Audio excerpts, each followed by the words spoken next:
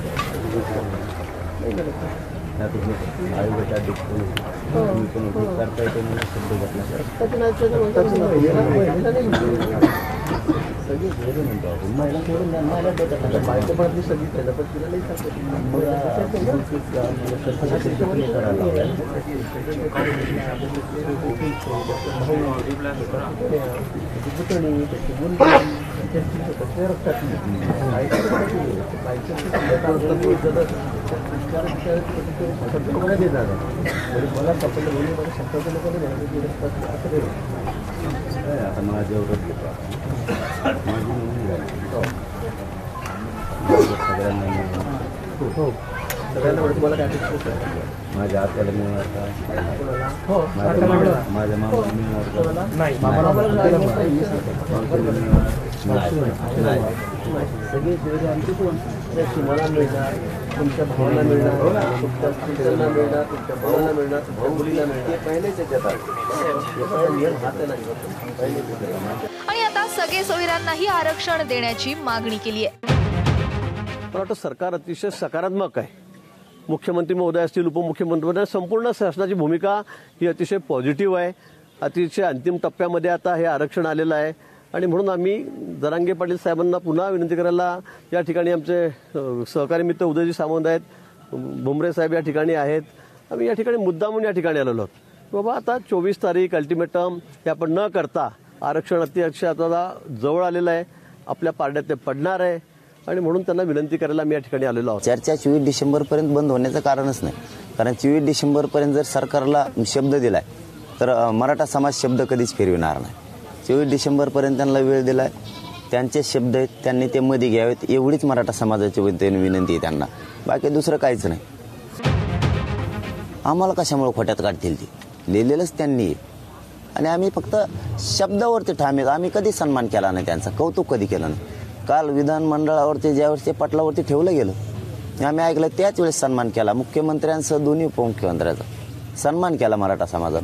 कारण आमचं मोठं मन करण्याचं कारण पण तसंच आहे की त्यांनी निर्णय घेतलायच ना, फक्त घोषणा मोठी झाली।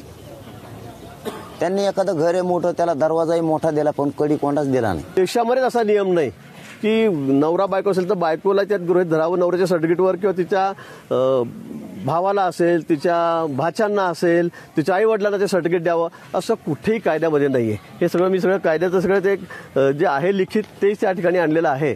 पण आमच्याकडून जे लिहून दिलं गेलेलं आहे त्यावेळेला सोयरे हा शब्द त्याच्यामध्ये आला आणि त्यामुळे सोयरे म्हणजे कोण तर आपले व्याई, आणि या शब्दावर थोडी गाडी आमची अडलेली आहे। पण ते कायद्यात कुठे बसत नाही, ते लिहिलं गेलं असेल पण ते कायद्यामध्ये कुठे कदापि बसत नाही। मी ही भूमिका, आमची स्पष्ट भूमिका जरांगे पाटलांनी सांगितलेली आहे। मला वाटतं ते यावर सकारात्मक विचार करतील आणि या सगळ्या प्रश्नावरून मार्ग निघेल। सोयरे या शब्दाच्या कायदेशीर व्याख्येत महिलेकडचे नातेवाईक बसत नाहीत, त्यामुळे तसं केलं तर हे आरक्षण कोर्टात टिकणार नाही अशी भूमिका गिरीश महाजनांनी मांडली आहे। एकीकडे सरकारचं शिष्टमंडळ जरांगेंची मनधरणी करण्याचा प्रयत्न करतंय तर दुसरीकडे हीच चर्चा सरसकट आणि सगळे सोयरे या शब्दांवर अडकून पडलीय।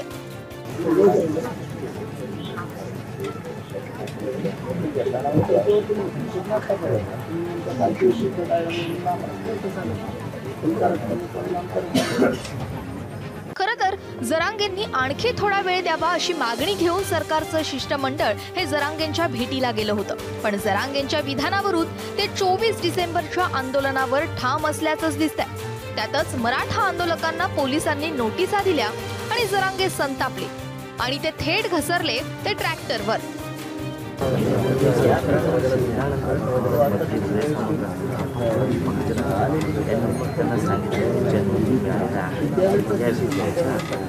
त्यामुळे सगळे सोयरेवरून आता मनोज जरांगे आणि सरकारमधलं नातं तुटणार का असा प्रश्न उपस्थित केला जातोय.